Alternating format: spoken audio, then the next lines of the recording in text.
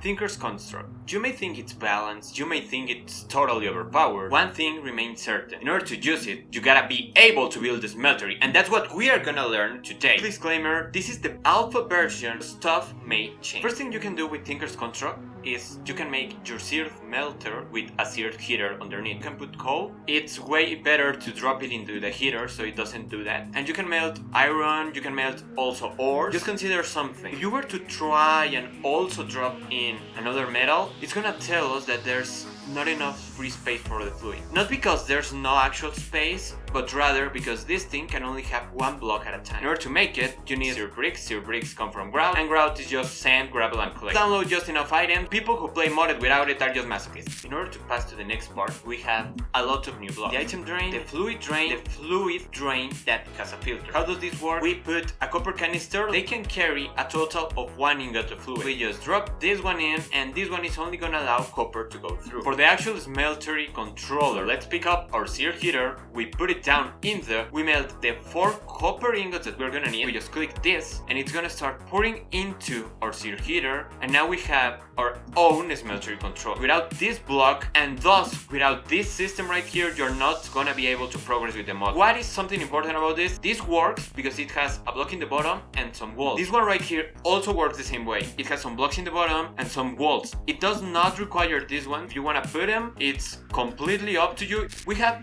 3 different things we can cast stuff into, which are the seared tank, casting table, and a casting basin. Let's have the seared channels and the seared faucet. What does this one do? The faucet is this one that allows you to drop in some materials into it. Let's say we have some emeralds, we start burning them. Yeah, we need to put the tank here in order to give it some lava, because it doesn't work like this one, you know? This one works with coal, this one needs liquid fuel. And this right here is for our second type of fuel. We're not gonna go over it yet because we first need to understand why do we even need it. So let's say emeralds are now molten. We have 6 blocks of emeralds, and we can put it here and cast it into the tank. What does the tank do? Well, the tank has a really special property, that is, I can mine it, and it's gonna retain it, you know? Seared tank, liquid molten emerald, 4000 millibuckets, because it has the space for 4 buckets, which is just perfect, you know? If you want to just pick out the block, you can drop it right here, and this one would be in case you had something to cast on it, but casts can only be made out of gold and or sand, but those ones aren't made here, rather in the part builder, but we are not covering that part on this video. If you wanna see that, comment it down below. In case you were curious, you can cast this into a gem. This cast make whatever item is in the frame. In this case, it's a gemstone, so it will make just 1 emerald. Simple as that. Now, why do I have all this system? Right in here is where a Tinker's tank would go. I'm not sure if it's gonna be back or if it hasn't been added yet. Remember, this is an alpha version, and these are just mini smelteries I did in order to contain more liquid that I don't want to allow, because we're gonna see it with the next materials, copper and zinc. As you see, they start normal, and a lot of rust starts generating from all the copper and all the zinc until it cannot generate anymore. Why can this pose an issue? Let's say you want some zinc, and you know that zinc is gonna be troublesome because it's gonna be mixing with other stuff. So what you do is you just make this little thing using the seared channels. You click the part where you wanna input it, and then you connect it with this one, clear the faucet, and as you can see, all the zinc is gonna start moving towards here. It's not much, so it's not gonna fill everything up. Then again, this thing doesn't have much space, so yeah. Now let's say we want to move the brass to somewhere else. This is where the alpha part comes into, because this should in theory go all the way through, but since it's still in alpha version, it does not detect all the stuff. Another thing you can do is do what we did with the emeralds and just get some seared tanks, put them out in the back, and just fill with whatever liquid you want.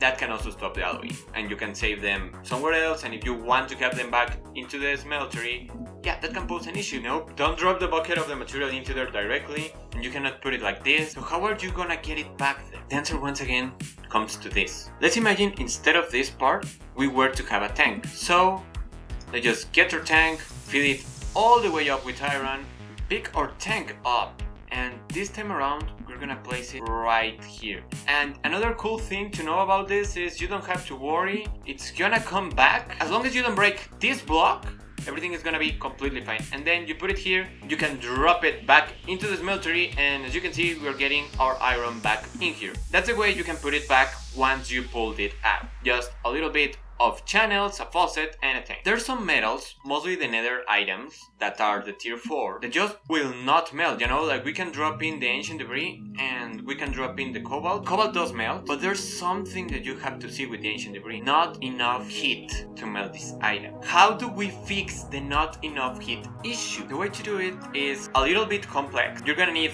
your sword, some lava buckets, a blaze rod, and a sear melter. You place them in your anvil, you drop all of this. And why do we have to do all of this? Because we need the melting ability. Why? Because with this thing, we're gonna be able to spawn a blaze, and once you kill it, this thing has 40 millibucket of molten blaze, which really is nothing. And yes, we can just right click it into a tank, and it will have the 40 millibuckets of blaze. That's one way to do it. Or you can also get the bucketing ability. Let's imagine you have your whole bucket of blaze. If you put these two abilities to your sword, you're gonna be able to plop it down complete. You can also click it from here, and they are all gonna go into my sword.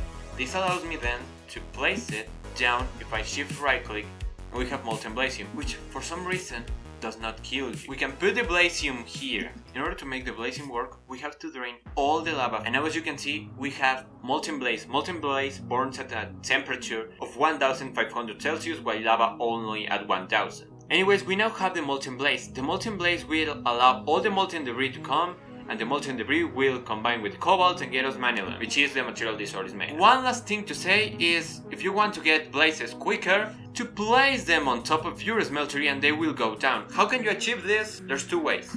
One, to use create to move a spawner right here. I already showed how that happens in a previous video, but that's not something you're always gonna have. You can just put it below the spawner. Let's imagine this is an nether fortress. You just put it all the way below the spawner, then you're gonna get all the molten blaze, which you will then have to drain into a tank, not with that faucet though. And once it is in a tank, you can now use buckets or simply replace that tank with this tank, and you're gonna have it ready. And now, that truly is everything there is to the smeltery and in order to build it. So if you enjoyed this video, remember as always to leave a like, comment down below, and subscribe if you haven't already. And I'll see you later, Rich.